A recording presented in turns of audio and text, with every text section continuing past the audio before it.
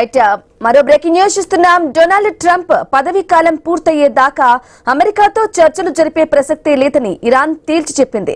మరోవైపు అమెరికా తమ షరతులు అంగీకరించే వరకు హర్ముజ్ జలసంధిని తెరిచే ప్రసక్తి లేదని ఇరాన్ విదేశాంగ శాఖ ప్రతినిధి ఇస్మాయిల్ బకేషు తెలిపారు.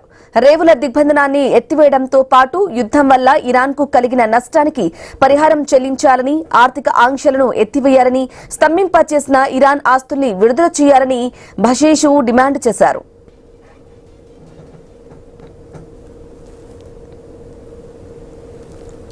ఇక గత 5 నెలలుగా యుద్దం వల్ల కలిగిన నష్టానికి పరిహారం చెల్లించాలని ఇరాన్ కోరుతుందని, అది మంచి ఐడియానే అని, అయితే చాలా ఏళ్లుగా చేస్తున్న అరాచకాలకు ఆ దేశం పరిహారం చెల్లించాల్సి ఉంటుందని ట్రంప్ స్పష్టం చేశారు.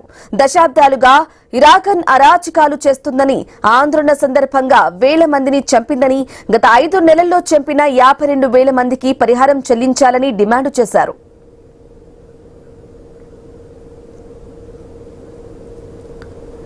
మరో బ్రేకింగ్ న్యూస్ చూస్తున్నాం. డొనాల్డ్ ట్రంప్ పదవీ కాలం పూర్తయ్యేదాకా అమెరికాతో చర్చలు జరిపే ప్రసక్తే లేదని ఇరాన్ తేల్చి చెప్పింది.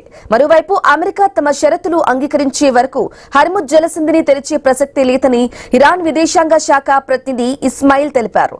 రేవుల దిగ్బంధనాన్ని ఎత్తివేయడంతో పాటు యుద్దం వల్ల ఇరాన్కు కలిగిన నష్టానికి పరిహారం చెల్లించాలని, ఆర్థిక ఆంక్షలను ఎత్తివేయాలని, స్తంభింపచేసిన ఇరాన్ ఆస్తుల్ని విడుదల చేయాలని బషేషు డిమాండ్ చేశారు.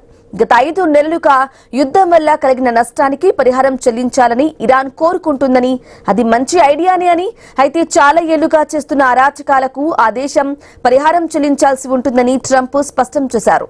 దశాబ్దాలుగా ఇరాన్ అరాచకాలు చేస్తుందని, ఆందోళన సందర్భంగా వేల మందిని చంపిందని, గత 5 నెలల్లో చంపిన 52,000 మందికి పరిహారం చెల్లించాలని డిమాండ్ చేశారు.